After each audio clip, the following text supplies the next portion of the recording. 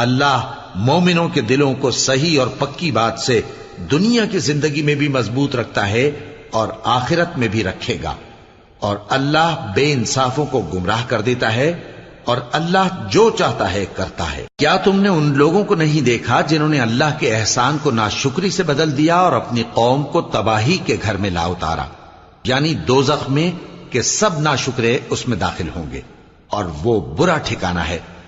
اور ان لوگوں نے اللہ کے شریک مقرر کیے کہ لوگوں کو اس کے رستے سے گمراہ کریں۔ کہہ دو کہ چند روز فائدے اٹھا لو، آخر کار تم کو دوزخ کی طرف لوٹ کر جانا ہے۔ اے پیغمبر،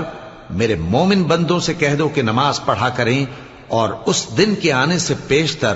جس میں نہ اعمال کا سودا ہوگا اور نہ دوستی کام آئے گی، ہمارے دیے ہوئے مال میں سے پوشیدہ اور علانیہ خرچ کرتے رہیں۔ اللہ ہی تو ہے جس نے آسمانوں اور زمین